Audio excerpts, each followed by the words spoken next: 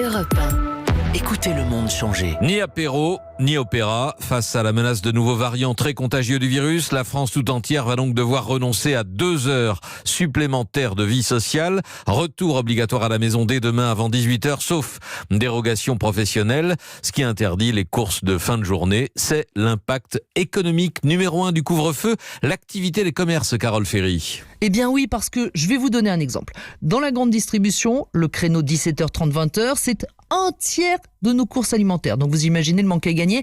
Bon, en même temps, il faut bien remplir le frigo à un moment, donc il y aura forcément des reports. D'ailleurs, pour éviter que tout le monde se retrouve dans les supermarchés le samedi, les ouvertures seront autorisées le dimanche, quand le préfet donne son feu vert.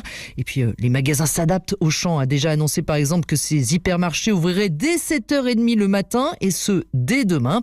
Vous avez d'autres secteurs pour lesquels le report est un peu moins évident. Les fleuristes, par exemple, ou l'habillement. Sa fédération a regardé ce qui s'était passé là où le couvre-feu à 18h était déjà en place. Eh bien, c'est 25 à 30% de perte du chiffre d'affaires. Et le gouvernement, hier soir, a annoncé de nouvelles aides. Oui, alors là, c'est surtout pour les activités fermées administrativement ou extrêmement touchées par la crise.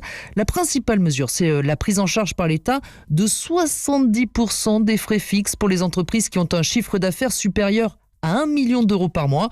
Cette aide, elle pourra aller jusqu'à 3 millions d'euros. Elle concerne surtout les groupes avec plusieurs établissements, les chaînes de restaurants, les chaînes hôtelières ou encore les salles de sport, et pour lesquelles le plafond du fonds de solidarité de 200 000 euros était très insuffisant.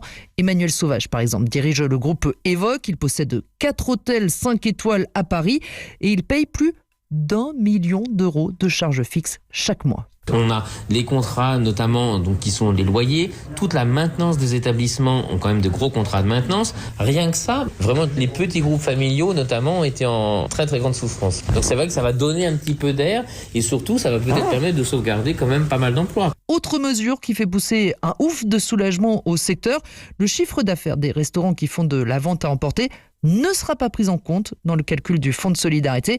Et puis les fournisseurs de restaurants, les traiteurs, les hôtels auront désormais droit aux mêmes aides que les restaurants quand ils ont perdu 70% de leur chiffre d'affaires contre 90% jusqu'à présent. Carole Ferry.